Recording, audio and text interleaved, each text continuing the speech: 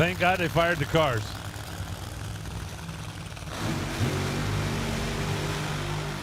Alexis DeJoria. She was one of our 3 second players last night. If you were not with us last night, exactly half of the cars that made a run down the racetrack dipped into the 3s. Nobody dipped further than Bob Tasca, the 3rd, and that's why he is going to be part of the last pair down the racetrack. Paul Lee's car has not clunked into reverse as of yet.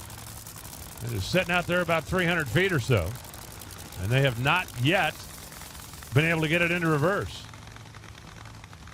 I'm not 100% sure he didn't just shut it off. That car is no longer running now. It's a ways down the racetrack. They'll get Paul Lee out of the car and get him over the wall so Alexis DeJoria can go ahead and make her run. And Paul Lee, you can kind of see the disgust in his body language down there as he has to climb out and get out of the way instead of making this qualifying run. Very important because we have not seen conditions like this for a while on the NHRA Tour. You need to learn. Even if what you learn is, well, we went too far, but you still need to learn. And you're not going to learn anything standing there watching the Bandero Rocket Phones Toyota. Let's watch and listen. Listen to the tone of the engine as they manipulate the power level going down the racetrack. You hear it drag down out there? Boo. That is a power manipulation that they do with ignition timing.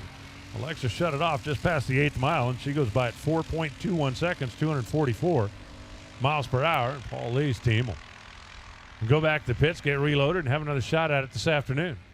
For those of you who may not know, these cars do not have a transmission per se. They operate with a centrifugal clutch, high gear only when they're going forward. They do have a little device called a reverser, which is a small planetary that bolts on the back of the bell housing that allows them to back up after the burnout. If the engine's idling a little high, if the clutch is dragging, if there's a little load on it, oftentimes that is the cause that will not let them engage the reverser.